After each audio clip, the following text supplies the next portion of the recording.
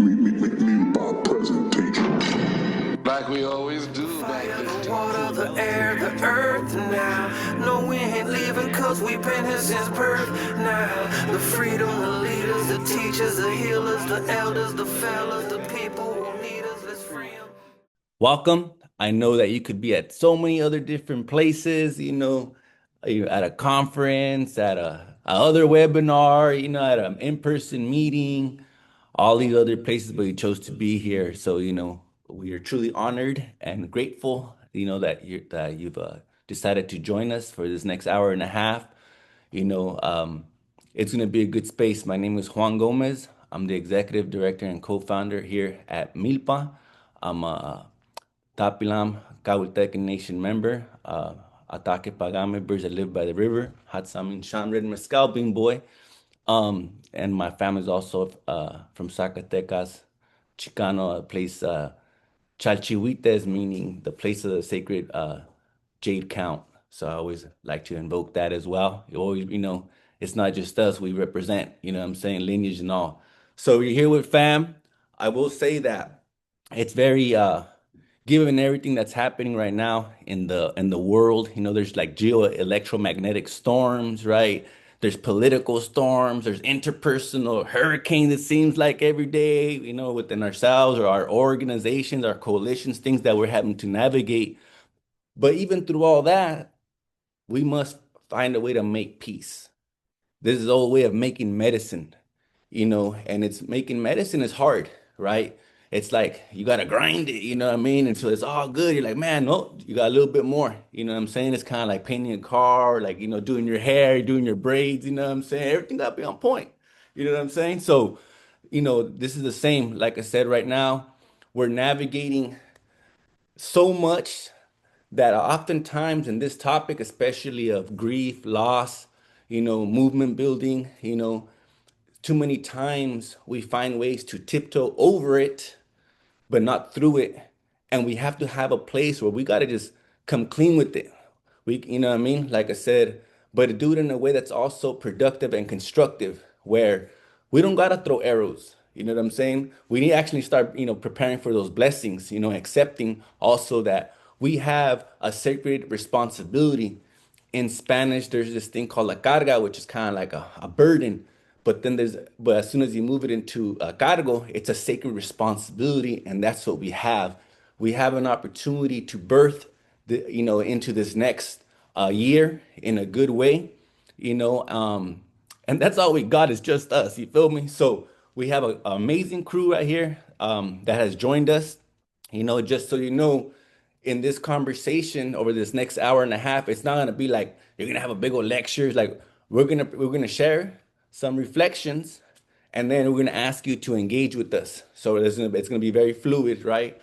We're gonna ask you to suspend your first judgment.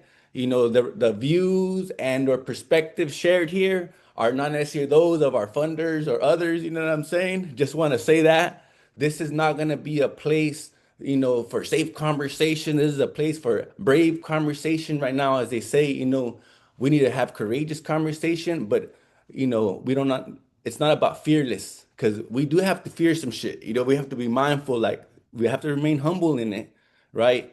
But it's the whole thing of like, do you want to be right or do you want to reach people? Do you want to be right or do you want to win? You feel me? And for too much, it's like there's the cancel culture, it's kind of was like, are we talking to the common person or to the elite activist? So I think a lot of us have a lot of reflection to do. Is like, okay, the world is changing. And if our organizations don't continue to update themselves, and also our spaces and our circles, we're going to potentially be like dinosaurs and go extinct. You know what I'm saying? So, like I said, just perspectives that you'll hear, once again, land the plane, get your cousin, you know what I'm saying? Like I said, keep it short and sweet, right? So with that said, I know a lot of people already kind of probably know the etiquette on webinars, so they're chiming in. But if you haven't, please share your name, your title, state, or wherever you're coming from. Yeah, like I said, we'll open it up. But for right now, I want to pass it to our wonderful panelists. So that I'll pass it to them so each of them can introduce themselves, because they'll do better than that than I can. So thank you. Palabra. Hello, everyone. My name's Latoya Logan. I am from Project Live Services in Cleveland, Ohio.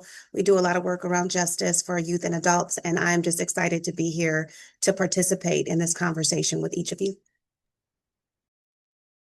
Good afternoon. I'm Tracy Wells Huggins. I'm from the East Coast in New Jersey. I am with the organization that I've visionary founded called Raw Wisdom. I am just glad to be here to be able to share space with you on a topic that's so near, so needed, and so now. So, palabra. What's up, everybody? Rodrigo Rodriguez here in Albuquerque, New Mexico, with La Plazita Institute. Also very excited to be in this conversation. A big shout out to MILPA for pulling everyone together.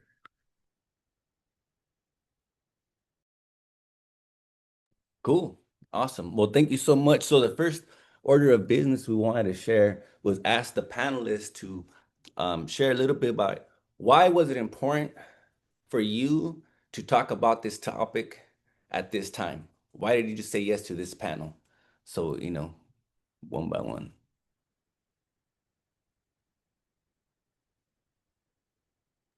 As you can see, we're very polite folk. So I'll just answer first. I believe that wellness is at the core of what we do. The work that we do is very much problem oriented, but that's not what we're here to do, is to solve a problem. We're here to create prosperity, to create a sense of community, and to ensure that the values of our culture and our traditions are realized in safety and without influence from oppression. And so the larger goal is that we are well so that we can actually implement that.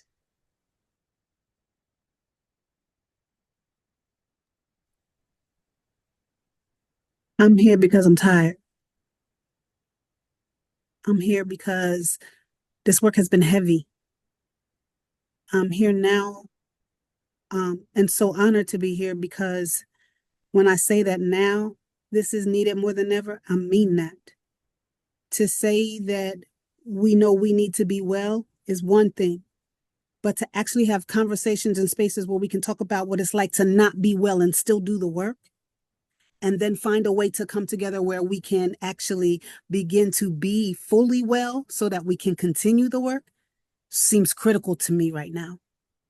So, yeah, I'll stop there. Yeah, all those things. And I think we're in just at a super critical moment. And these are conversations that we're having, on the sidebar. And I think, like Juan said to start, we're in a political moment where we need to be able to have brave conversations, and we need to be able to push back and forth on each other and still maintain that like dignity and respect, but also be able to push each other, because we're in a moment right now where things are getting uncomfortable for our communities very quickly. And as the folks who are like propagating a response to that, we need to be able to like be flexible and be resilient, and also like remind ourselves and remind our communities who we really are. So just super excited to be building with folks all over the country and having these brave conversations. Well, thank you, everybody. Um, you know, because this is impacting all of us across the spectrum, we try to be as geographically diverse and expansive, right? And mindful. Latoya's out there in Cleveland, Ohio, right? Which is Midwest, whole different. It's like a whole different nation over there, right? You know what I'm saying? It's just very different. We got Tracy out on the East Coast in New Jersey, but her work's also national, right? So getting to see a lot of the relatives and the despair, and right, and then just the process of repair, restoration, acknowledgement, right? All that, and then we got Rodrigo out in the Southwest and New Mexico, but once again, also well-traveled. All these folks here bring literally raw wisdom, you know what I'm saying? And so, and we're out here in California, but same thing, we're in sometimes in crisscrossing coalitions, philanthropic advisory circles, or fellowships, a lot of different stuff like that. So we were trying to be mindful of that, right? Of like everybody here is not just on the ground, they're out there, you know what I'm saying? So like it's all grassroots, but at the same time we have to try to figure out how to harvest the fruits of our labor, you know what I'm saying? And check in with each other. So it's a good time to have these conversations. But once again, because these topics, sometimes when you get movement people like ourselves in these conversations, they think that we just go all cosmic. No, no, no. We got some clinical associations and expertise around this. Don't get this shit twisted. You know what I'm saying? We got degrees, we got all those type of things, but the pedigree that we bring is very different. So we're gonna pass it to Latoya to break down for those that need it, really basics on grief, loss, the process of that, you know what I mean? And then we'll take it from there. But once again, just to establish a foundation for how we're thinking about and how we know grief to be apparent and evident within our bodies, blah, blah, blah. I'll pass it to Latoya. Thank you. Thank you, Juan, and thank you, Milpa, and thank you, Kaylin, for running this part. I first want to acknowledge that this webinar is important for a number of reasons. The first is this is the National Grief Awareness Week, and so many people are gathering in their local communities, trying to think about how to engage in communal healing around personal issues as well as systemic issues and barriers. And I want to make sure that we are on the same page with that. Grief doesn't have to be sad or negative. It's all about how you choose to evaluate it. And I'm a firm believer that wherever grief lives, love lingers. It means that we have passion, we have fight, we have interest, and we are willing to invest. And so I want to start with this quote from author Sabaa Tahir, who says, "Your emotions make you human. Even the unpleasant ones have purpose. Don't lock them away. If you ignore them, they just get louder and angrier." And some of you are here because you have already gotten louder and angrier. And so it's time to think about how to use that emotional equity towards something that can lead to healing and growth for us. If we can have the next slide. So I want to start with just a grounding definition from the American Psychological Association. I'm not going to read this verbatim. I'm just going to summarize it for you. Grief is a normal part of being a human being. From the moment we are here, we are losing. We are losing a tooth. We are losing our blanket. We are losing relationships. The benefit of humanity is that we're allowed to connect to ideas, to dreams, to goals, and to people. And that's why grief exists, because it is a way for us to be reminded by what we're fighting for. Even if we lose, we have disappointments, we have setbacks, grief is that reminder that we fight and we can continue to fight if we push through it. Sometimes grief can be overwhelming and it can make you feel regret. And if you're in this work, then you know what that feels like. Regret for perhaps I should have pursued a certain funding, or I should have worked a little harder with that client. But the reality of it is that we do the best that we can and still grief is going to come. And so it's important for us to navigate that through healthy measures. Next slide, please. So common reactions to emotion, like common emotional reactions to grief, are sadness. And that's the one that we all talk about, is this sense of really being lost emotionally, mentally, sometimes even isolating. The guilt and anger is something that is easy to express in grief because we kind of know how to yell and scream. But it really is about having this internal conflict inside about what we wish we could have done, what we would have done if we knew something different and if we had resources. So oftentimes grief is really a response to an unfulfilled dream or an unfulfilled opportunity. And I know in this work, we're dealing with that every single day. What we tend to do when we're experiencing grief is to retreat, isolate, withdraw, think that if we just could think long enough, the answer is going to come, and that never is the case. What we have to do is fight against numbness, which is also called apathy, and really connect in, which is why this webinar is extremely important. Next slide, please. So the stages of grief is really important for us to understand. I do want to clarify. Stages of grief does not mean that they're going to happen in order that the stages are presented. It doesn't even mean that you're going to go through all of the stages of grief. And I also want to make sure that we understand that this definition of stages of grief comes from a Eurocentric lens. So there are going to be some other experiences that are not captured here. This is just statistically what we see. Next slide, please. So the first one is we tend to go into denial. This cannot be true. And if we're looking around at our funding opportunities, sometimes are drying up, the cuts that are happening across foundations as well as government, it's unbelievable. And it's kind of like, this is not what it is. I'm not looking in the right stage. Anger takes on when we realize, okay, wait, this is happening and what can I do? And oftentimes we can't do anything about what's happening from a systems level because we don't control those systems. And that's when we might enter bargaining, when we're like, well, I can lose this program, or I'll change my website this way, or I'll stop saying these particular words if we can continue to get the funding or continue to get the support, or in our personal lives, if we can maintain what we have. And then finally, we might experience depression and acceptance. And so this is a co-occurring experience where there is the loss, there is the disconnection, but there is a desire to want to come to terms or to at least process the loss in a healthier way. Next slide, please. So I always believe that it's important for us to think about culturally how we grieve, because we don't all grieve alike as humans. Our culture, our traditions, our beliefs about death or loss are all going to vary based on our culture. So it's important for us first to acknowledge, what do we personally believe before we kind of have a larger conversation around it.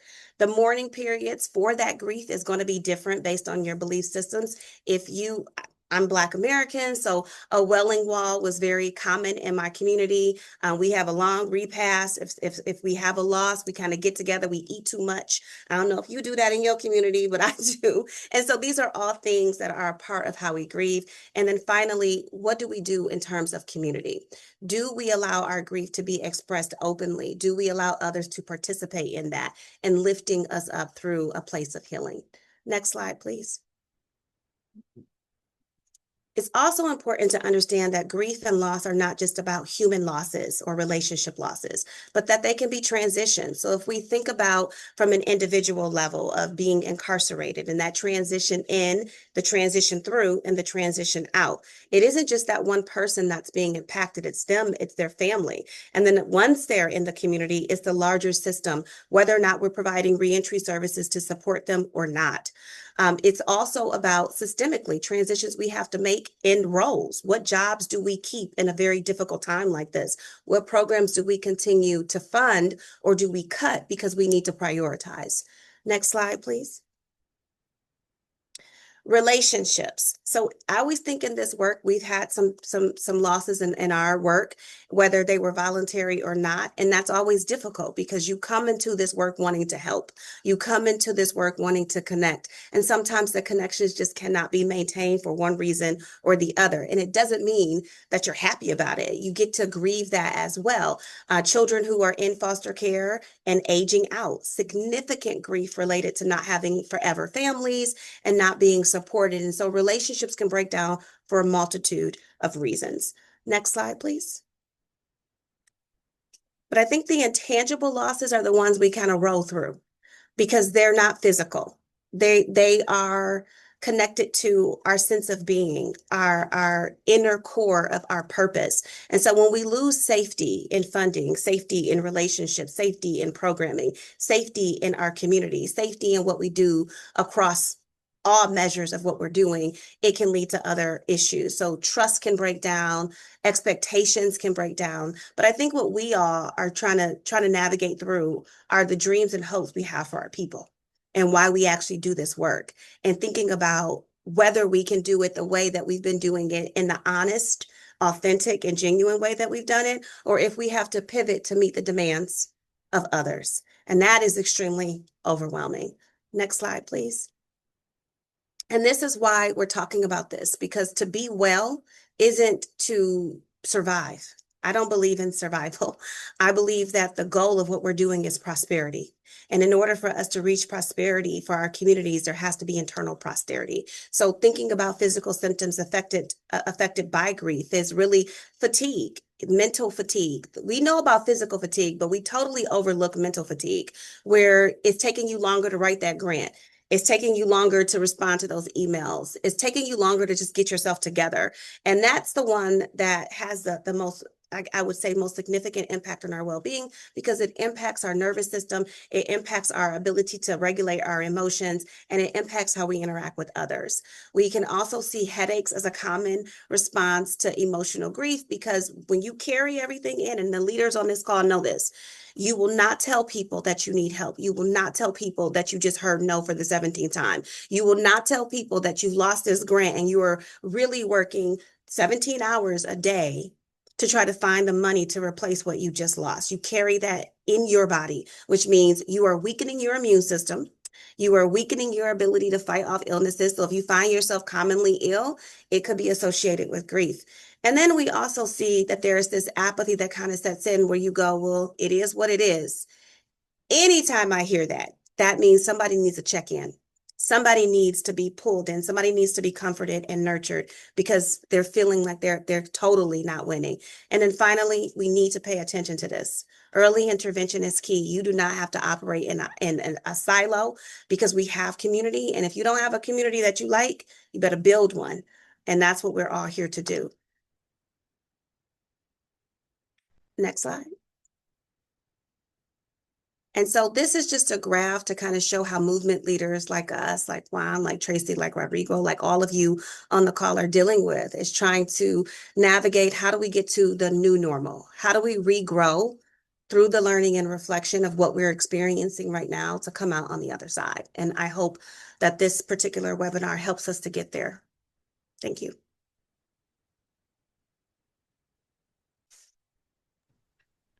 Okay, awesome. So the last slide was a good one because we have to think about even ourselves as professionals in this work or whatnot. At what stage do we find ourselves in of our cycle? Are we on the depressed side? Are we on the delusion side? Are we on the honeymoon, right? As an org, where's your org at in it? Your coalition, interpersonally, right? Because we're all humans, right? So we're all going through this. But you have to also be honest of like, look, I'm tapping out, you gotta tap in. You know what I'm saying? Like, look, and then sometimes it's like, look, that's the best that I can get. And I'm gonna tell we need the shit. You know what I'm saying? But the whole thing of like we never leave our warriors on the battlefield. So sometimes you gotta get your cousin and be like, no, you know what? You're doing bad. You gotta kick back for right now because we need you at your very best and we know you, but you're in decline right now. You know what I'm saying? So we need to put medicine on you. We need to make medicine, but we need to take you to the elders. We need to take you to shit. Sometimes we need to take you to a reggae concert. You know what I'm saying? Like it just looks different. You know what I'm saying? And sometimes we just need to sit you down and just love on you, tell you how amazing you are. You know what I'm saying? How we just know you. So anyhow, with that said, I wanted to open it up a little bit for the audience in case you have a reflection, you have something that you want to share that you want us to think about as we're engaging in this conversation. Maybe you're somebody who's struggling with one of these issues around grief and loss and interpreting it or translating it. You know what I mean? It's all good. So how do we do that, Kaylin? So if you want to raise your hand on the chat or put it on the chat, it's all good. You know what I mean?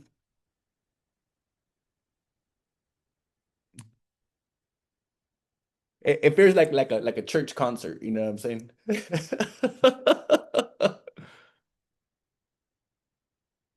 Zoe.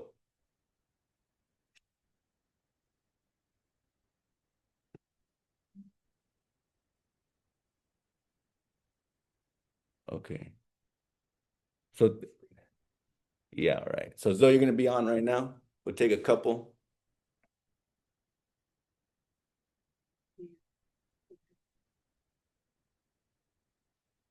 All right. Yeah, Charlene, I think you're gonna have to rock it because we're having some technical difficulties here. Okay, I can't see myself, but can you hear me? Oh yeah, we can hear you. Okay, cool. So one of the things I dropped in the chat was it feels like church, right? But the part of that's church, and so our church, I would say, is outdoors. I co-lead the Confederation of Ohlone people, so we're outside all the time. It's not a building, not four walls. But one of the things I think about is there's like that saying of like, you are your ancestors' prayers, right? And that's what we hold on our back, right? Like our ancestors, and I talk a lot about this, about we are survivors. We are the survivors of our ancestors. And sometimes it's one generation ago, and sometimes it's many generations ago. But even one generation ago, right, we're trying to break all these like generational cycles and lift folks up, lift our families up, lift the community up. And that's when you're talking about, and it was just spoken, like when you lose that grant or when there's a big transition, you're like, holy cow, I have to hold this. How do I do this? And so I hope that this particular group continues because yeah, we need it. And now I get a little teary-eyed. It's like here in the area, San Juan Bautista, near where MILPA's at in Watsonville, Santa Cruz, all this area. We have a group and we're pretty strong, but it's really important to know that there's folks, on the West Coast, in the South, in all the different areas, kind of doing the same thing and to learn from each other. Because sometimes, like somebody that's totally on the outside, somebody that's not in our own neighborhood can say, no, don't worry about it. Like it's actually not even just your region, it's all across the country. And how can we work together and try? And the other part is just trying to figure out where the support is needed, right? Is the support needed for funding? Is there counseling? Like how much counseling is there? I've worked for big organizations. They have like professional development counseling or personal coaches for like individuals. So you can talk to that person on a personal level about what's happening with your organization to try and get you out of that little bind that you're in for the moment. Otherwise, as leaders, we're carrying it all on our back and just trying to figure out what's going on and how to fix things. So, just appreciation for that and all that's said. And again, I hope this continues. Thank you. Now we can go to Zoe.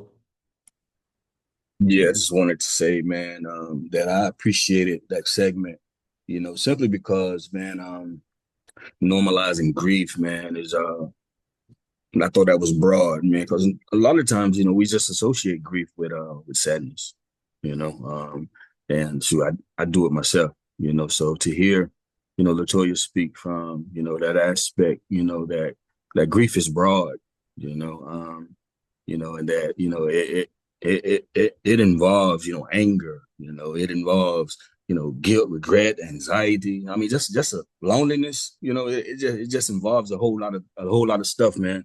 And I think that bringing us to a point of awareness, that grief is so many things, and sometimes, man, when we're dealing with, the headaches, or the anxiety or the numbness, we just automatically associate it with something medically, right?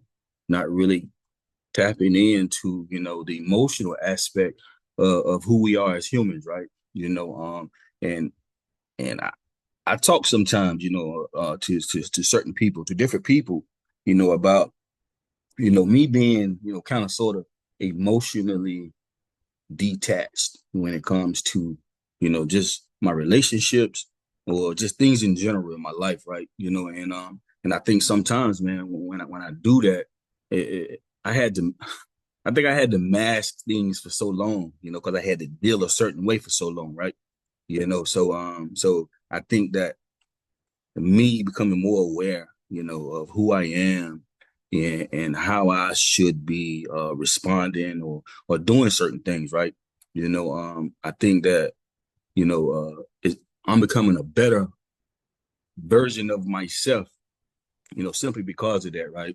So to hear her, express, and the slides the way that she did about, kind of sort of normalizing, as somebody put in the chat, normalizing what grief look like, it don't always have to be, just the loss of a loved one, because that's what we're associated with. But yeah, I greatly appreciate that. Yeah, thank you. Well, thank you. Thank you both, participants, relatives. Grief is like a spirit, right? We have to understand it's a spirit that gets in you and it gets you, man. It'll freaking keep you all stuck. And they say leadership is lonely, and we know that. But stewardship's hella lonely too, because you might be the only one doing the shit, right? You're out there tabling, going to all these conferences, and like, why you ain't pulling the weight? You know what I'm saying? It's like if you would do more, I could probably do less. So a part of it is that we gotta kind of like pull each other's ears and be like, yo, I hear you on the self-care, but you also need to do better. You know what I'm saying? And I think that this is all part of it because it's that time to lead from a different place. You know what I'm saying? So right now we're gonna change it up a little bit. We're gonna pass it through Rodrigo because so Latoya was able to share a little bit just clinical how it shows up. And believe me, Latoya and folks here, they got trainings and all kind of technical assistance. This is like days, you know what I'm saying? Folks get degrees on all this. So like there's much more, but we wanted to share some kind of physiological, but ways that it kind of manifests and it comes out, right? It's not direct. It's like grief is not going to be screaming at you, But through the inaction, or sometimes to the decline or the regression, it's like just shouting like help, help, right? So with that said, we're gonna pass it to Rodrigo just to talk a little bit about his work and just how he's been observing how grief and loss is showing up within his colleagues, and within coalition he's part of, maybe within his orgs, other orgs he's worked with, right? So, Rodrigo, we're gonna go ahead and put some slides for you and take it away, bro. So, thank you. It's a really hard act to follow, Mr. Toya. Um, yeah, so I've been a community organizer for a long time. Community organizing saved my life. It kept me out of prison. It gave me a purpose. It gave me a channel for my anger and my rage as a young person who was going through those cycles of grief.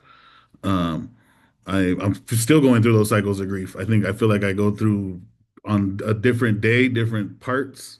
Like I'm just getting messages literally right now about one of our youngsters who was just found guilty on all counts. So, I have a righteous anger like deep down in my soul, in my belly around what's happening right now with our kids. And I think Rage Against the Machine one time said that anger is a gift. Um, and being able to like channel that into ways that can actually make a difference is the challenge that's in front of us. Um, because we're all seeing it every day, right? Whether it's kids in Gaza, whether it's folks in Chicago, ICE raids, all these different things that were happening that are just being like bombarded on these little phones that we have. And we're in a space where we never did collectively grieve all of the people that we lost during COVID. We still have never collectively grieved all the people that we lost to the war on drugs, to the war on gangs, to now what they're doing with the war on guns and the way that they're targeting our kids and the way that they're targeting our communities. Um, so we find power in the places where we can, right? And I really appreciate that piece around like if you don't have a community, it's time to build one because that's all we got, right? And there's a sacred responsibility there and there's a sacred power there. And I think all of us here are a testament to that. Everybody on this webinar, everybody engaged in these critical conversations around community are a testament to that, right? And like I said at the beginning, we have to remind ourselves and our communities who we really are, right? We are the wildest dreams of our ancestors. We are the end result of long walks and marches, death marches, and uh, middle passages, and all these things that have happened to our communities that have led us to this point where we're at now. And for a lot of us, folks like Juan, who are, sacred fire carriers and pipe carriers and staff carriers and knowledge carriers, and also like the fighters and the warriors in our communities. Um, we're all experiencing different waves of, like it's not just oppression, right? Because it's all these kind of things that have gone on and these economic conditions that they've created for us. But we have some really incredible leaders. And when we look at what young people are capable of and what they've been able to accomplish, what we've been able to accomplish historically, um, I think we're in a moment of like it's a critical political moment, but it's also a critical cultural and spiritual moment.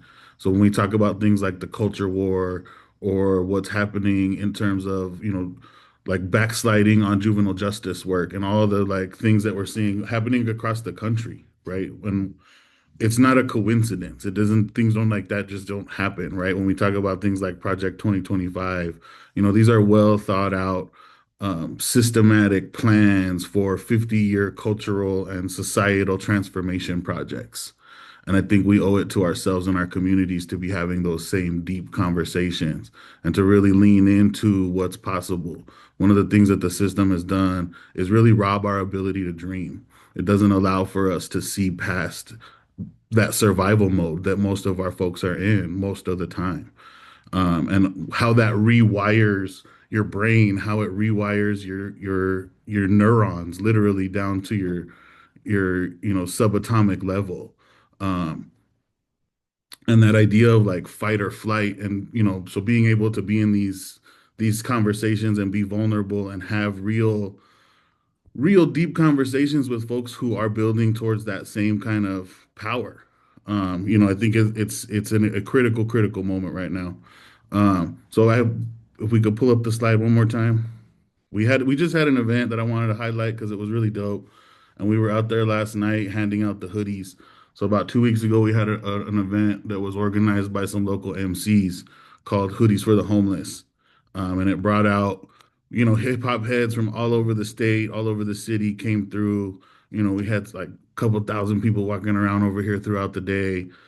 We got a couple thousand articles of clothing, and we were out last night um, handing out some of the stuff because it was the first time it snowed last night. So we were out there in the snow with my 7-year-old daughter, who's right there in the middle, Juanita.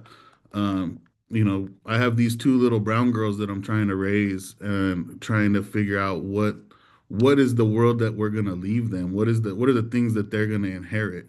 Um, and my daughters are blessed now to be raised in this place with this like unconditional love and this beloved community, and so Mahito was out there, going through piles and handing out, finding people socks and finding people sweats and running hand warmers and, totally engaged in her community and totally unafraid in a part of my mama still lives up there. They call that neighborhood the war zone. And my mama still lives there. It's one of the hardest hit communities in our state. And people, and they're getting demonized in the media. There's all kinds. We're going through the middle of a dirty mayoral election right now. And that part of town has really gotten the shit end of the stick from all sides, politically, community. It's a part of our community that's really, really hurting, and it's a place where a lot of grown-ups wouldn't go. A lot of grown-ups wouldn't be out there interacting with our outside homies, handing out hoodies. And my daughter was in there, totally unafraid, helping people out, handing out food, and having real conversations with folks, asking folks how they were doing, people remembering her remembering them. So it was just a beautiful moment for us. And then some of the advocacy work that we're doing, taking young people up to the state capitol, that's what those pictures are, getting young people into those conversations so that they're not just the subjects of policy, so that they do actually have a voice at the table, so that they are, leaning into that community power. And like the old saying goes, it's nothing about us without us. And so really embodying that and showing young people what's possible. I was one of those young people. I came through the D-home system. I came through juvenile justice, and I really did find power in community. And like they say, when you transform yourself, you transform community. Um, so that's kind of where we're at. We have a lot of work here to do in New Mexico. It's one of the hardest hit kind of communities, consistently at the bottom of all the bad lists. 50th in education, worst childhood outcomes, all these kind of things that intersect and overlap and compound for our young people. So any opportunities we can give them and any kind of that, like I said, that unconditional love or that beloved community to surround these young folks to really step into what's possible.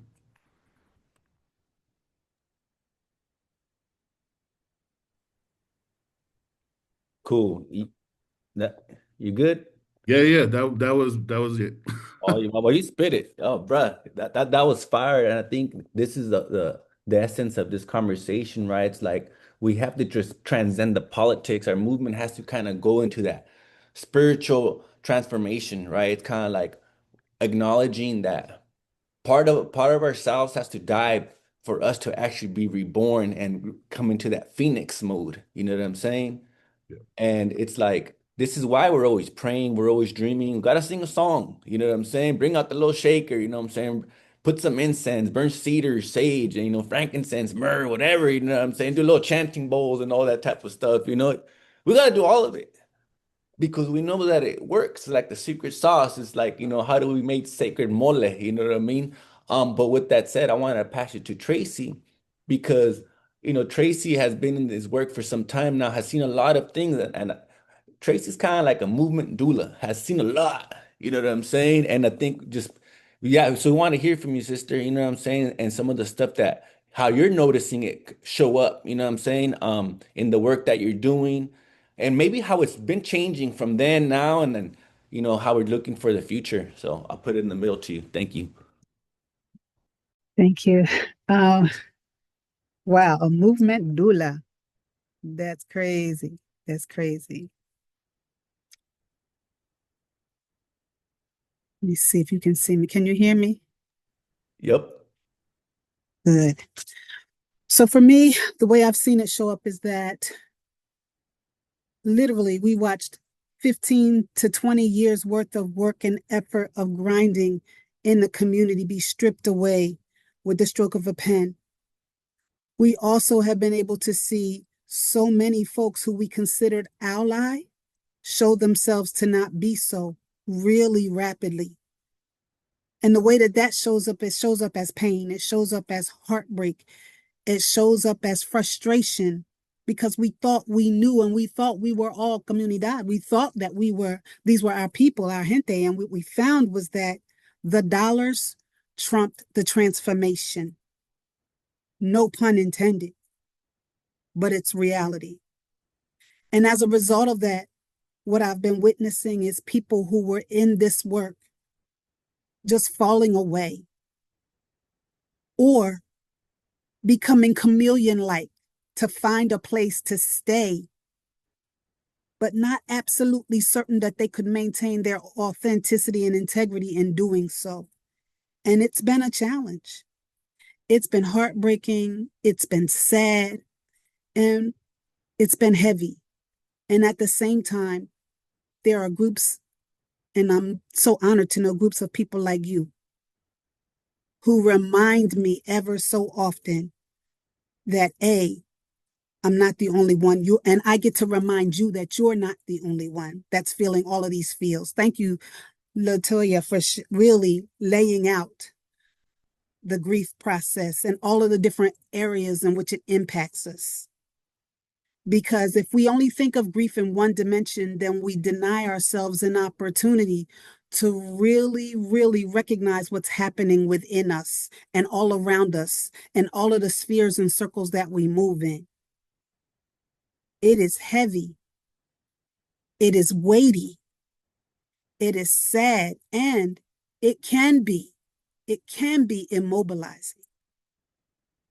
So having this space is important because we get to say to one another that, yes, I'm feeling all these things, and at the same time, I know that I have you. I know that I have somebody that I can share this weight with.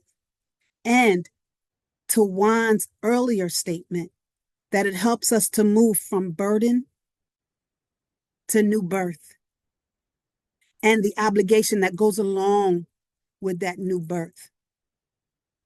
There are so many times when I'm with people and I'm in community with people, and I've become much more of a watcher of the way people are showing up. It's not what people say. It's really, truly how they show up, how they present, what they are actually feeling, because you can see it. And every now and then, it's just so important to just go up to somebody that you know and you can sense is hurting and let them know, I'm here for you. It's also important for us to say when we are not and don't have the capacity to show up in a moment, any given moment. Many of you on this line, I'm sure you have been the holder of space, the one that people depend on because they know you're going to get the shit done, right? And at the very same time, you may experience a moment where you say, I just can't right now.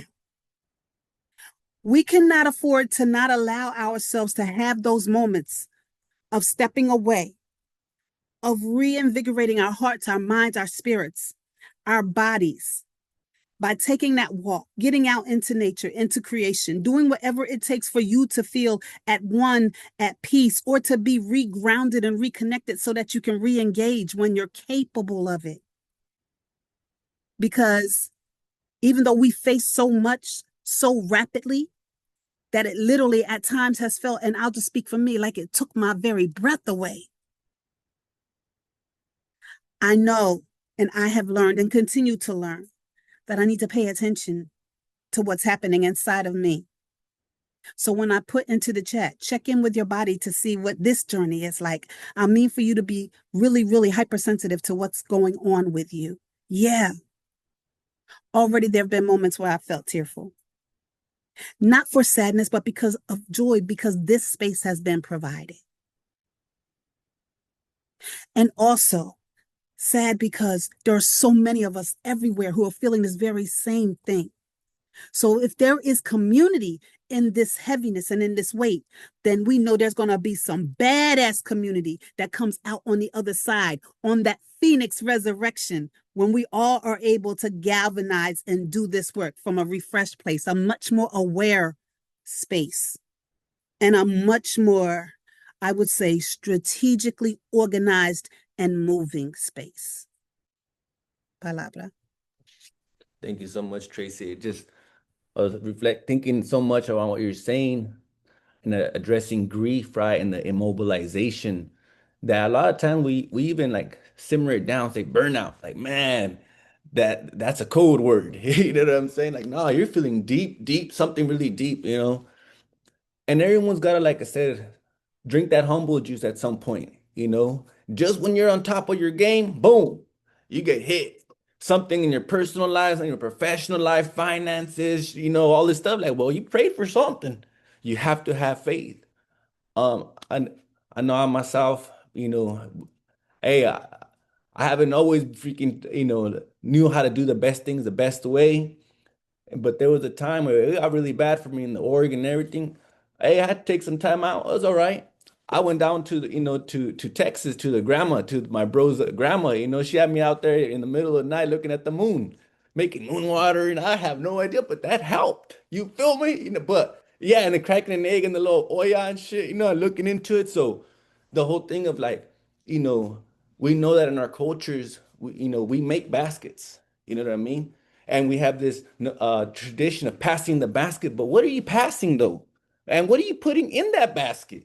You know what I'm saying? Pass something good to the relatives. You know, that's really important. So with that said, I want to pass to Latoya to share a little bit about from your perspective, because, you know, working with young black males, right? It's different too. It's very unique and distinct. You know what I'm saying? And like, I've had the privilege to get to know you and see like, wow, just how you roll and how you talk about some of this work, you know what I mean? And then you know, meeting Ladell, that was a big honor. So you're doing something good out there, you know what I mean? So can you just share a little bit of how you're seeing it show up in the work with your colleagues? Absolutely. So one of the things that I try to get our clients to understand, so I work with Black men, and many in our culture are anti-therapy. I don't need wellness. I got this. It's just a little bit of pressure. And so one of the things I talk to them about is violence. Grief shows up when you feel disempowered with violence, because violence is the thing that can restore order. So if you think about violence, we can get lost in it's doing damage, but if we back up and look at violence as really a request. If I am violent, I am feeling shame. I am feeling lost. I am feeling unseen. I am feeling diminished. I am feeling that the circumstances of my life are out of my control or beyond any control I can ever get. And so what we try to do is to bring them into circle. We are restorative justice practitioners, and we try to help them lift their voices and in the commonality and shared experience that if you are human, that means you have a mind. Let's hope it works. And if it does, that means you have mental health needs, which means grief is a normal expression. And so instead of talking about violence, we know that if we focus on the shame, if we focus on love, and if we focus on extending grace, that'll reduce the violence. So yesterday we actually held a grief circle here, and one of the gentlemen that was here has very extensive history with juvenile justice and is trying to manage some adult things right now. And he was talking about the loss of several of his friends, and he said, "But I'm cool." And I said, "Well, what if you're not cool? What if you're really on the edge? What if you really care very deeply for this person and you are really impacted by that?" And then he started to go on to talk about what they had hoped to do, how they were trying to build together, and then all of a sudden the person is gone. And so I think the best thing that we can do when we're thinking about grief is to really center the emotion as not just normal, but as necessary. as a necessary component of this thing that we're doing called life, that we are going to have setbacks, we are going to have disappointments. There is a podcast I was watching, and the person was talking about these times we are in, and people were saying, oh, we can't do it, and the podcaster said, do you know that we've always created in chaos? And it really was jarring to me because I had forgotten that, because I got so lost in what we're losing that I did not think about, as someone, I think Rodrigo said, we're here for our ancestors. Somebody loved us. They loved enough for us to exist. And they love through times that we really can't understand. As much as we read, we'll never truly understand. And so if they could love through all of that and love enough for us to survive and to be here, then we better love enough so that we can reach some level of communal healing, that we have community, that we have to get togetherness, and that we believe in it again. Because I think that we've lost trusting love, and that's a part of grief. Is when once you stop believing that love is the thing to value, that's because you've lost so much you don't think it's possible. So this is why I always say, when we're talking about wellness, love and joy have to be at the center of it. You shouldn't have to earn those things. Those things should be a part of the journey. And as movement leaders, we have to be reminded that too. It isn't that we're just giving the love. We have to be open to receiving the love as well, because we're not okay. So we can't help if we're not okay. And in order for us to be okay, we have to grieve, we have to connect, we have to love, we have to yell, we have to scream, we have to do all the things that human beings have to do. Palabra. Well, thank you so much, because I think especially with this emergence of OpenAI and ChatGPT and all this tech, we're going to need to really ensure that social etiquette, that tradición, that tradition is carried on and passed on and shared with that next gen, right? You know what I'm saying? Because that very fabric right there has always made us strong. That's what's at stake right now, I think, what I see. With that said, I wanted to see if anybody that is out there in the audience, who's just like got a burning question or just got some game that wants to share, some knowledge we can all use. Raise your hand, and you can come off mute if you raise your hand, and then I think there's some like technical stuff we got to do to let you in, but yeah.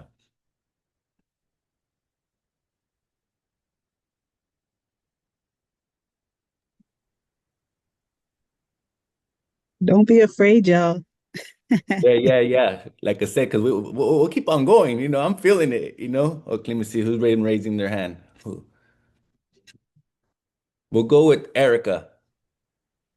Hey, so I'm indigenous and I don't want to jump forward, but it's like frick, like all the what is it? Like the historical trauma, the grief that comes with that. It's like the present trauma, it's like COVID trauma. It's like I think someone said something, and I keep thinking, I was like, someone asked me to write like a letter to the future, and all these white folks wrote a letter to the future with themselves in it.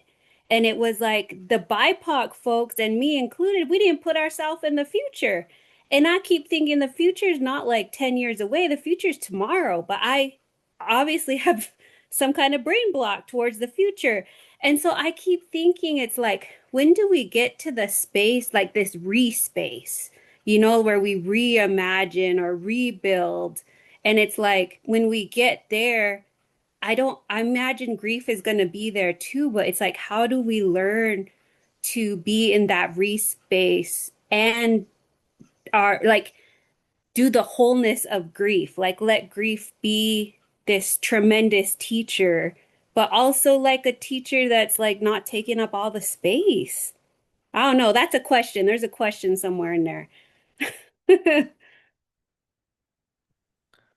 No, no, that's on point. I think someone mentioned it, like we have to reimagine like a social infrastructure within each other of how people talk about mutual aid, but it's not just in like hard resources, you know what I'm saying? It's like it's in this type of way of like we gotta talk about it, platicando se arregla la gente. We have to have these type of dialogues. This can't just happen at the dinner table, or us driving to the next little job site, you know what I'm saying? Or on the phone, checking in with someone like, hey, I just was going through my phone. I just want to say what's up and what's going on. So thank you for sharing that, because I think that this is the whole thing of like, well, we regardless, however you look at it, we got something to share with people. You know what I mean? And you can be all some type of way, but like white folks are our folks too. You know what I'm saying? Like, and it's like, they gotta get brought into a circle and being like, that's not how we do it. We do it this way. That's just true. Like I get it. It's like I'm not here to teach you. Like I hear you, but I'm not here to let you drown either. You know what I'm saying? It's like, no, because we need you to be on point. Yeah, you're the safest, so maybe you can be the bravest. You know what I mean? So, anyways, I want to share that much, but I want to keep it going. Is there one more person who wants to ask a question? Angela. Okay.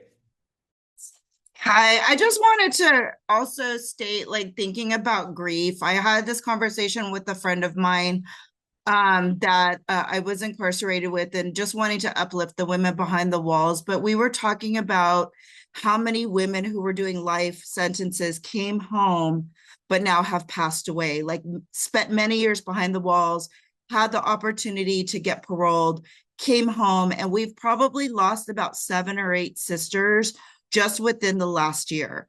And I think that's a type of grief that we also don't deal with. Like, we hear about it, we know about it. These are folks that we did time with, broke bread with, and shared like our darkest times with. And I think like the way, society makes us feel or frames things is for us to just keep on pushing and don't look back once you hit the ground running, once you leave prison. But I think also there's so many women that are grieving because of the losses of these women who, some were their roommates, however that looked. And I think that's just an untapped area of grief that we really don't talk about at all, because I think just the fact that women that are incarcerated doesn't highlight it enough. And then you compound all the other issues, sexual violence inside, of prison, but also death once folks come home. So I just wanted to highlight that too, and just say, like, I'm thinking of the women that have had the opportunity to come home and then have passed on. I hope they're smiling down on us, knowing that like we're having these conversations, and trying to come up with some way to address this and work through the grief. Thank you. Tracy. Yeah, I just want to say that I really appreciate you lifting that up, because many times we're not just grieving the loss of the person, we grieve the loss of their ability to have an abundant and robust life. Just thinking about a young lady who was incarcerated here in New Jersey from the age of 12, our first juvenile lifer, who came out, and she lived till she was 32, but she died. And I, as her mentor, have not been able to let go of the fact that she was only home 10 years, because she was in there from 12 to 22. And 10 years, and she tried to live a lot of life in that 10 years and give us so much back. And to not be able to see her really live that out, that was one of the moments that took my breath away. And not to take up too much space, but to your point, dear sister, we have to remember that when folks come home and they've lost so much while inside, been subjected to so much while inside, and then to come out and face and battle all of the things that they face on the outside, and then to die and to be ripped away without having a full chance to live a robust and abundant life, is another layer of grief that we don't sometimes talk about. So thank you so much for lifting that up. Latoya, what would you add to that? I'd be interested. I think that's really important, Tracy. And this is why on the slide I put incarceration. I have a major issue. I do a lot of advocacy around how we tear people down while they're incarcerated, by putting prisons in locations where their families can't stay connected, by making everything a price. So families who were struggling financially before, now I'm embarrassed. I know I can't send you money, so I'm not around you, to the food that we're allowing them or forcing them to eat that's increasing risk for diabetes and stroke and heart disease, to when they get out, you can't live here, you can't get this job. You got to still earn your way back into a job that won't pay you well or will use your body and abuse your body for you to just have just not even a basic lifestyle. I think this is where we come into play. I can blame how we treat returning citizens on the system, but I am never absent of the fact that the system thrives on people implementing the system. So it really is about how, as people, do we care about other people? How, as people, do we extend compassion? Because if a returning citizen has done their time and they come home and we haven't set up an infrastructure to receive them and to provide for them to step into a meaningful and abundant life, then we really are thriving off of a sense of superiority. Well, I didn't have that experience. And that's the problem that I think we have with that as a whole. Is one thing that we always can say, which is why we won't let the felon thing go and the returning citizen thing go, is, well, you went to prison. So we still have to deal with the stigma that we believe people owe even after they've already paid. And I don't know how we transition that, because everybody wants to say it's the system. No, it's us. It's who we vote for, it's who we don't vote for, it's who we speak about, it's who we don't speak about, is where we put our money and where we don't put our money. And so I could go on with this. This is a big issue for me. I have a lot of people I love who are incarcerated, and I think about how they're going to come out and how we keep people, and we want them to come out broken because it feeds the narrative that, well, that's where they deserve to be. Well, if that's where they deserve to be, then where do we deserve to be if we allow that to be? So I just, sorry, Juan. No, it's all good because I think it's about, we start something, but we all add to it. There's our basket, you know what I mean? And I think about, how do thinking about just social infrastructure, right? We have our relatives, around murder and missing indigenous relatives, right? Where they've actually had to do like, whoa, whoa, whoa. Like they're not even investigating these things, right? They're just like, it's not about they're not being solved, they're just not being investigated, right?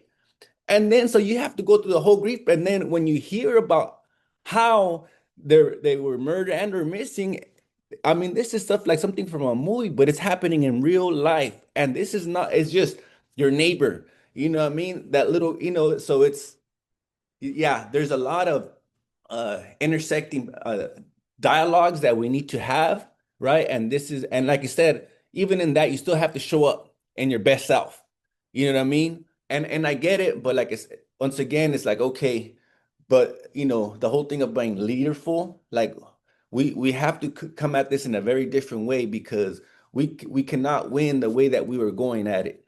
You know what I'm saying? We have to really rethink this in a whole different way. So with that said, I also wanted to pivot because I think it's important to think about. Oftentimes when we think about grief and loss and movement building, we think about us. You know what I mean? Or movement organization, sister organization, activists, advocates. But we understand that there's people in systems, in philanthropy, and in other settings that those are our people too. And they've been in this shit for 20, 30 years sometimes, right? They don't sleep at night, you know what I'm saying?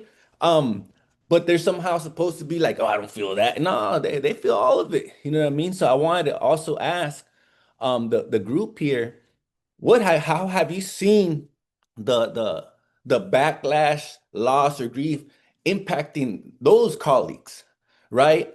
And is there anything that we are not acknowledging, ignoring, avoiding, or overlooking as we're having these discussions? Palabra, I'll put it in the middle. I would think, Latoya, look at us not being polite anymore. I would think that one of the things that I've noticed was that there were so many who they spoke the language, but they didn't live out the principles. I've been able to see that among people that were really truly close, and when challenged on that, to say, hey, but we're not living out what we say we value, that action or that response is not in alignment with what we say we are about. And to have just this righteous indignation for all the wrong reasons was truly revelatory on one end, but angering on the other. And it also disrupted that default to trust that we say we want to live by. And so I've seen it show up in that way, but I've also, on the flip side, seen people come closer together and to decide that they were going to set boundaries, which is something that many of us are not good at doing when we do this work. And to have people hold one another accountable, even in small spaces, so that those boundaries could be maintained, so that we could fortify one another to continue moving forward. That's some of what I've seen, and it's been some of the hardest lessons to learn, because you want to believe, even though, Juan, I know they do think we're all, like you said, warm, crunchy granola and all of that there. The reality is, we want to get out of the fuckery and do the work, But when we are not complete and honest and transparent one with another, we get in the way of what that looks like. And it's very hard to feel as if you've been in community with someone who is able to be, it seemed, on the drop of a dime, and especially when it comes to the dollars, able to just walk away from and just disavow all of the restorative practices and culture that we say we were building together. Palabra.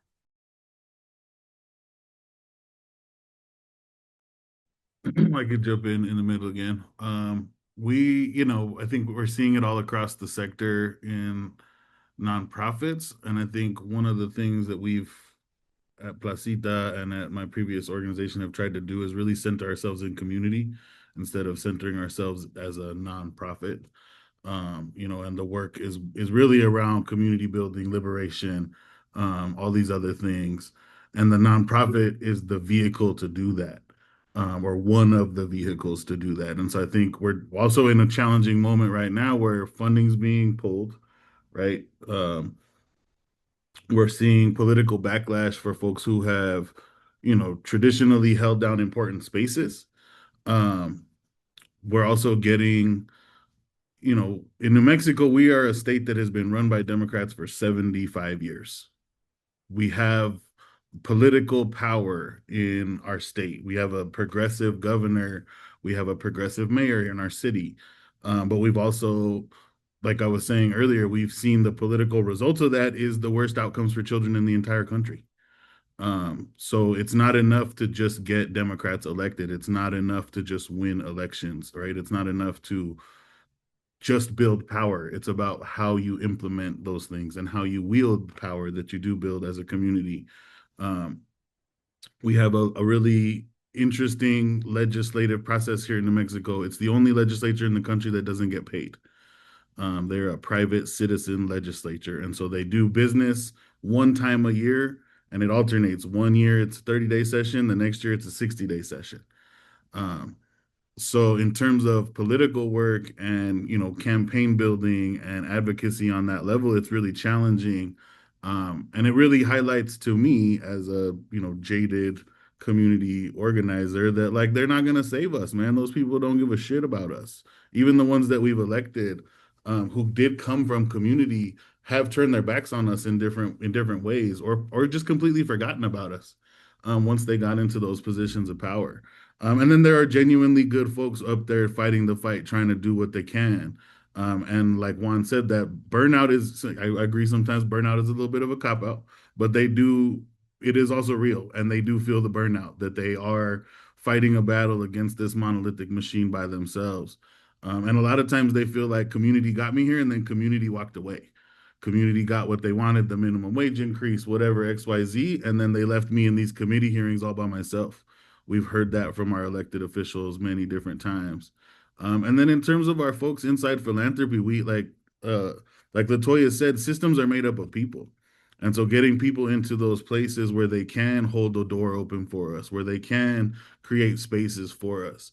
One of the things that I think we've been really struggling with here in New Mexico is like this outside kind of influence, right? New Mexico is a super poor state.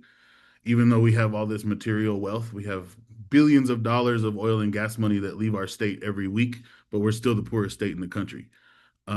And so when we get these kind of like outside experts, philanthropy, political experts, consultants, they come in from other states and they automatically get a seat at the table. They're automatically sitting down with the governor's office. They're automatically getting into these places where community, we're banging down the door trying to get at those tables, and it's not really happening.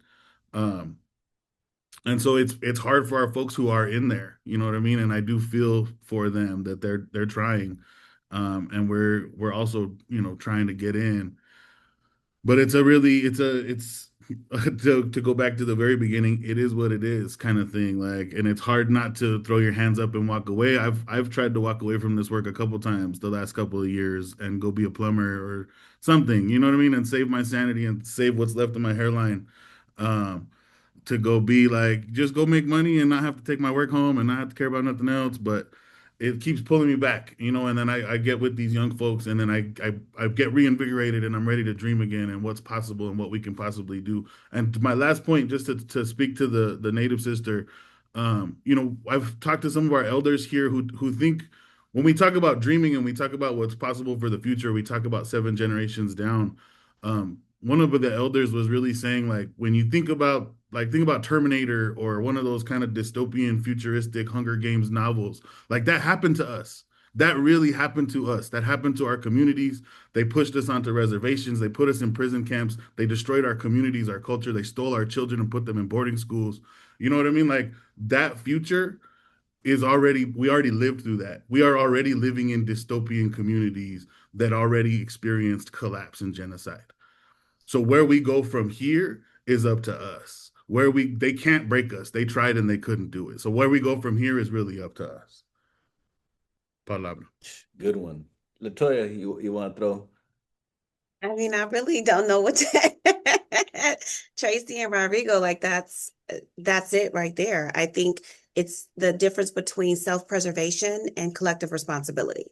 That's where we're at, where we feel like there are some people who are like, it's so bad, I'm just going to retreat, make this money. I'll wait out this 4 years, 8 years, and I'll be cool. And there's others of us who understand that our liberation is connected. And there is no such thing as preserving oneself if the community isn't preserved as well. And so we will always be in the midst of those two things because we are humans and we're not all going to agree. But someone in the chat said, how do we get to communal healing? And I think it's this. It's having these conversations, it's being vulnerable, it's being transparent. It's not feeling like you have to be a martyr, savior, or superhero, which let me tell you, they don't get paid. So I don't know why you would want to be any of those things. What you want to be, in my opinion, is a human who sees another human, who understands that the progress I make is shared. It's not isolated. It doesn't belong to me. What I do doesn't belong to me. It belongs to the energy, our ancestors, the connection that we choose to have. And so that's what I would encourage for us to think about is don't do what you cannot do. That is a waste of your energy, time, and intellect. Do what you know you can do and do it well with others.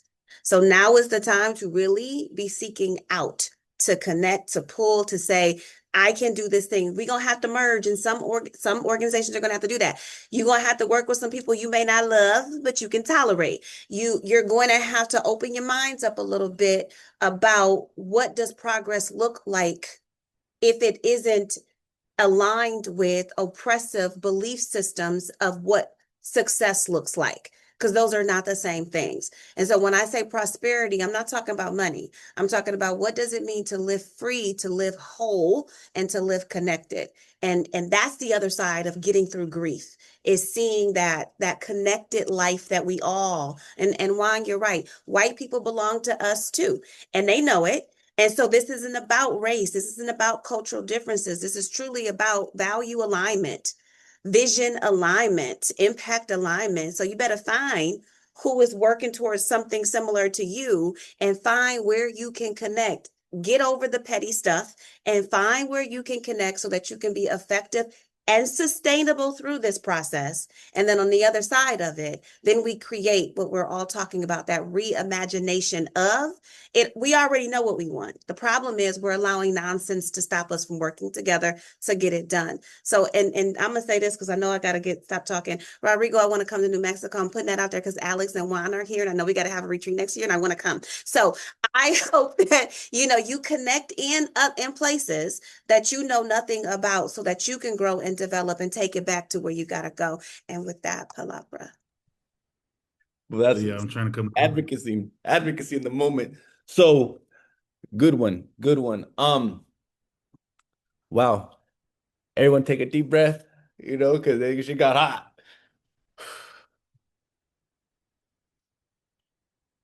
Yeah. It's social capital is super important, right? And you just said something very important. Some of that petty shit, some of that immature, childish shit. Like, we gotta get on some grown people stuff. You can't be so fucking fragile. You know what I'm saying? Like, I get it. Who doesn't experience micro or macro, just crazy ass aggressions every day? As soon as we walk out, your shit, looking at your phone, you're like, oh damn. You know what I mean? So, like I said, some of it is you got to build a little bit more resolve, toughen you up a little bit. You know what I'm saying? Because they ain't fucking around. You know what I'm saying? So we gotta, like I said, but we don't gotta be like them. You know what I'm saying? We just gotta be like us. So we cannot get distracted to try to be like them, because we're not gonna do that. We know how we get down, but we have to be in conversation. And some of us, like, I get it, like there's this notion of credible messengers, and I get it. The brothers, sisters, who got street cred, but we have movement messengers here with each other. Sometimes they're like, "Oh, I don't know how to relate with those folks." Yeah, I get it. Some of us fucking do. So let's build with each other, because like I said, a lot of it is just we just haven't been able to be in spaces where we can just be ourselves. We've always had to placate. Like, we're actually coming, like almost having a coming out party right here, right? Because this is the totality of our organizational lives and humans as humans, human ecology. We're not just stuck on talking about youth justice or transformative justice or restored. Nah, it's just real everyday life, right? So this next iteration of our work should really reflect the fullness of who we are and what our organizations provide. We've become like para health centers, you know what I'm saying? Like, we do so much, you know what I mean? So with that said, I want to now, because we're going down the lineup. We got about 11 minutes. Is there a couple of questions out there in the audience? Please raise your hand and we'll go through the whole motion.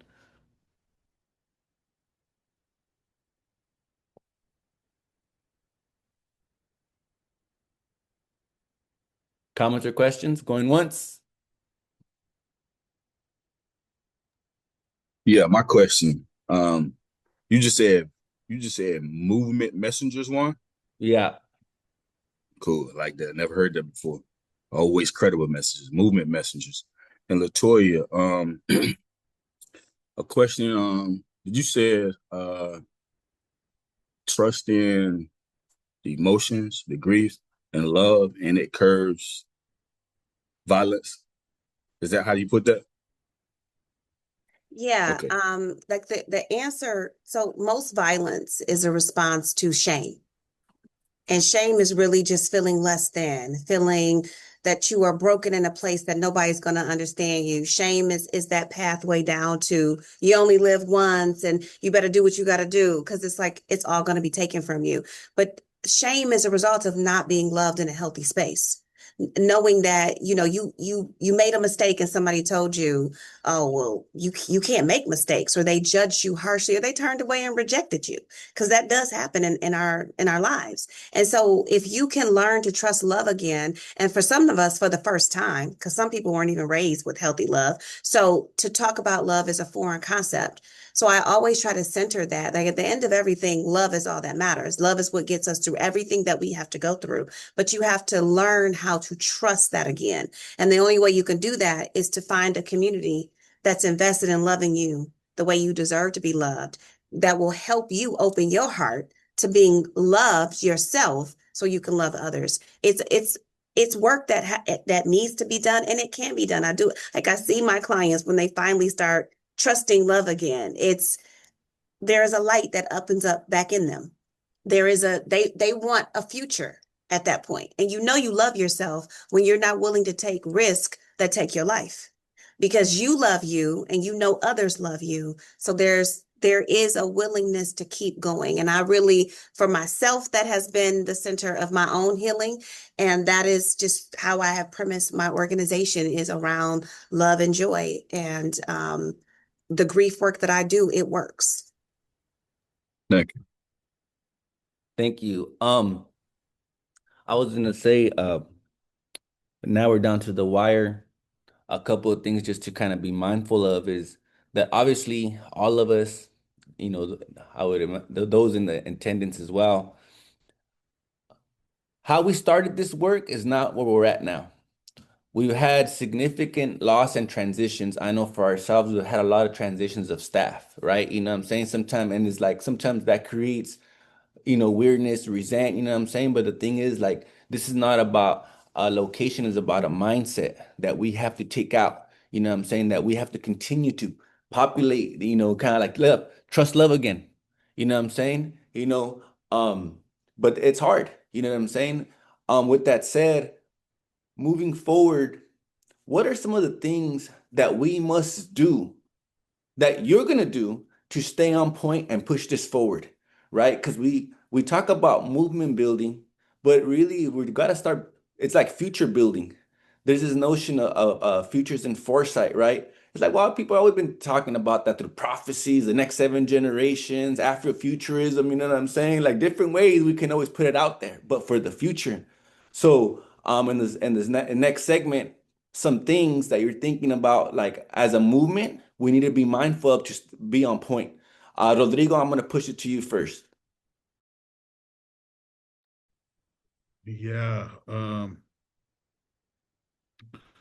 Man, I don't know. There's so many moving parts to it. Um, I think we owe it to these young folks to really figure our shit out, first of all.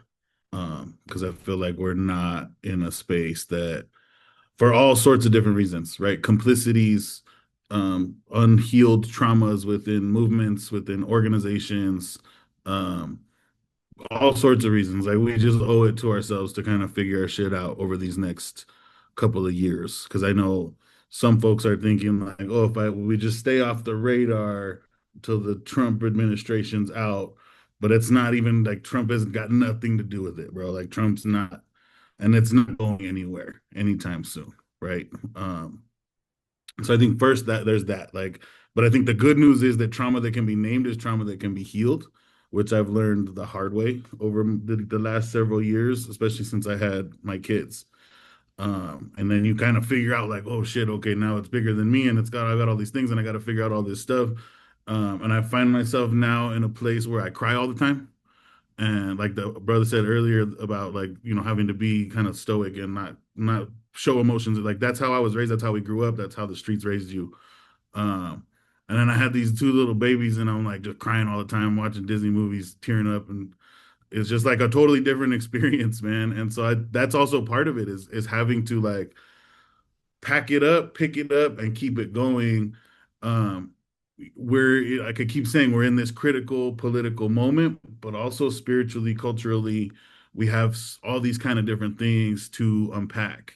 Um, at the same time that we're responding to crisis, at the same time that we're trying to keep kids out of jails, at the same time we're trying to keep the homies alive. Um, so it's all these kind of moving parts, man. And so I do think, I think Juan spoke to it earlier too, that like we're not going to self-care our way out of systematic oppression. So self-care is a part of it. We have to look internally and help ourselves and do that work and cry for the Disney movies when you need to. But also like we need to get up and we need to move. That's the part of the movement that we're in, right? Like, and there's things like, yeah, we're stressed out and because they're pulling my mom's healthcare. Like literally, this is what's literally happening to me, right? Like they're taking mom's Medicaid and she can't get a diagnosis for her early onset dementia. So I can't even get her a social worker right now because she doesn't have an official diagnosis. So that's the other piece is to remember that like we are in the struggle. all of the folks that we're talking about here, all of the movement leaders that I know, like most of us are fighting for our lives. We're organizing for our lives and for the lives of our loved ones. This isn't about like I don't have a PhD. I'm a high school dropout. I'm like this is it for me. You know what I mean? Like I am fighting to keep my mom alive. I am fighting to keep my young homies alive. I'm fighting to keep my own family out of poverty and off of the streets right now. And that's the crux of my organizing.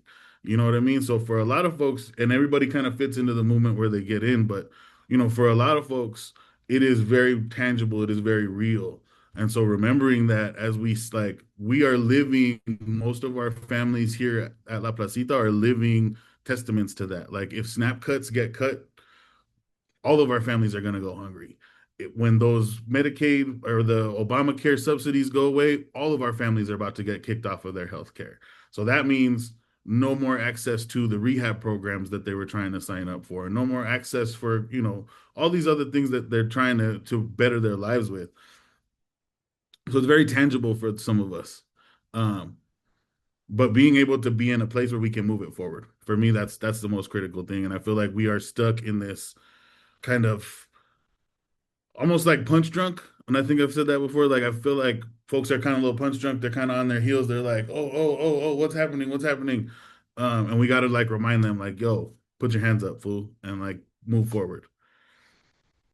Palabra. Palabra. Tracy. Everything that Rodrigo said, literally. And we need to stay grounded. And when we've been knocked off our square in that state of punch drunkenness, we need to take a deep breath and reground, right? I hear a lot of people talking about, what is your why? And that became very, very almost comical in some ways. So I would say, take it a step further and be like, why me?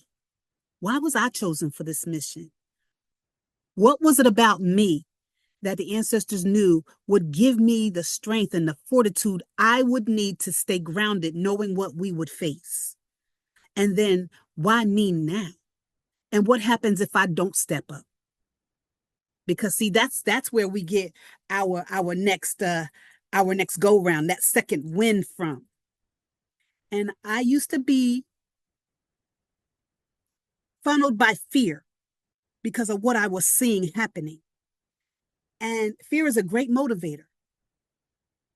But at this point, it's not fear. It's about the strength to fight because we know it needs to be done.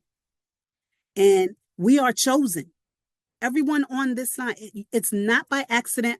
I believe in divine, you can call it cosmic, whatever you want to call it. But if you're here for a reason, to hear the messaging, to have this opportunity to just share and in non-judgment, but to know that you are here, but why you? And then have the audacity to ask, why not me? So that you can get regrounded and do what we need to do to keep things going. Alaba. Latoya. So ditto and ditto. And to build on that, there's one thing I add. So as you ask yourself, why you? And you think about what's at stake, then the next thing should be, what can you offer? As we say, to the middle, what can you offer to another organization? So maybe they offer food and you offer clothing. So you should team up in the community and work together to expand the reach. Because right now, this is like called asset mapping. What do you have to offer to sustain each other? And communal healing, mutual aid, that's what it's all about. Returning to the barter system of, these are the goods and services I bring to the table. These are the goods and services you bring to the table. You can use my office to meet with your clients. We all have something to offer. And the problem is we get stuck in this. If it's not money, then it's not an offering. And it's not true. You have intellectual power. Some of you can really write a grant. Some of you can really write an email. Some of you can speak very well.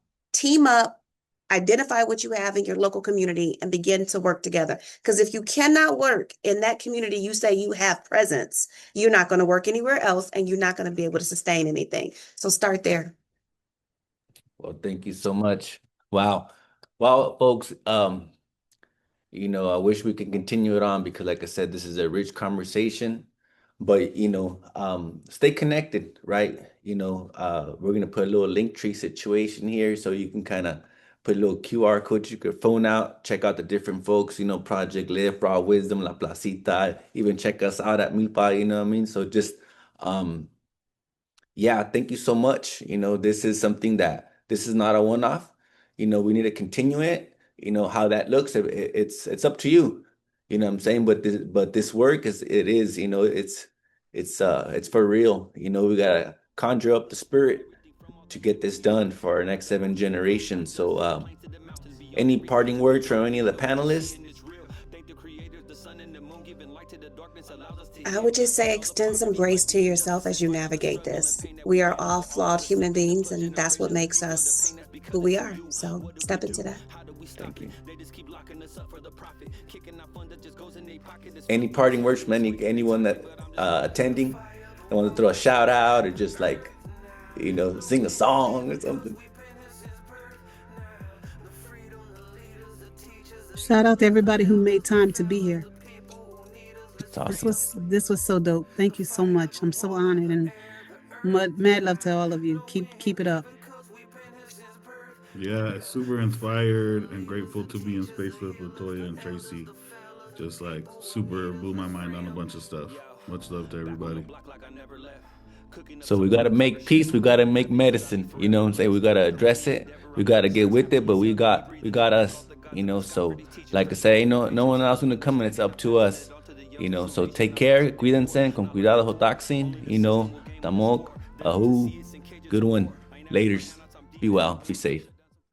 Some more ranches where we can grow trees and pick fruit from the branches, where children could go out without taking chances. No more taking lives, bro, with time to take stances against all the evil polluting our people. When will they ever just see us as equal? Why would you want to just fly with the birds when you can go soar through the sky like an eagle? Your spirit is regal, just know what you're worth. More precious than gold since the day of your birth. Just keep moving forward, don't ever reverse. The fire, the water, the air, and the earth. The fire, the water, the air, the earth now. No, we ain't leaving cause we've been here since